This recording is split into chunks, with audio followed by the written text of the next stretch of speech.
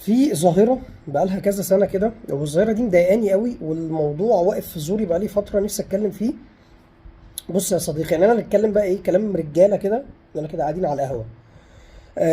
الشباب اللي هو يجيب فيديوهات البنات اللي بترقص، قال يعني بيورينا عظة، وبص ايه اللي احنا وصلنا له ده، بص بص بترقص ازاي، بص بتعمل ايه مع الولد، بص الكلام اللي بتقوله. وفي نوع تاني بيعمل ان قال يعني بيهزر، يجيب لك الفيديو وبعد كده يتريق على حاجة عملتها وبعد كده يرمي افيه. انتوا الاتنين بتحوروا على نفسكم، انت لا جايب الفيديو عشان عظة ولا انت جايبه عشان تهزر. انا اسف بس انا بحب اسمي الامور زي ما هي، انت قواد. هتقول لي يعني ايه قواد؟ اقول لك انت جايب البنات دي عشان تعلي الريتش وعشان تجيب فيوز وعشان تعمل فلوس من جسمها اللي هي بتعرضه. فما تحورش علينا، تطلعش تقول لنا لا انا عشان بس بوريكم المجتمع وصل لايه، لا ده انا بهزر، لا ده كوميدي، لا. ليه بقى؟ هقول لك ليه.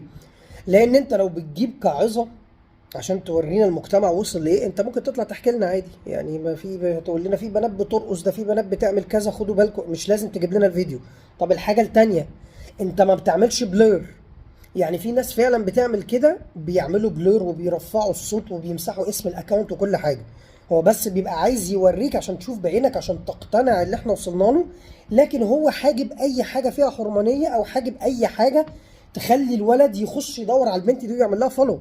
ما ده جزء تاني انت مش واخد بالك منه.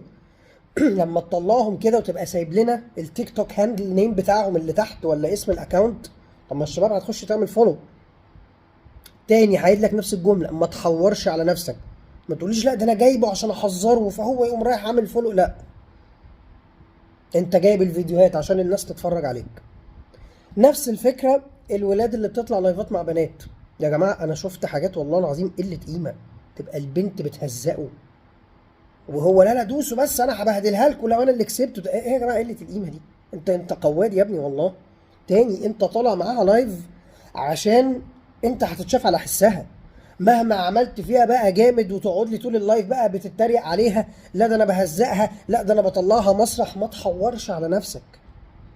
انت طالع معاها عشان انت تتشاف. انا كمحمود هقول لك بقى على حاجه كرأيي الشخصي، انا اقرف من القواد اكتر من فتاة الليل. تصدق بقى؟ يعني انا اقرف من اللي مشغل البنت اكتر من البنت نفسها.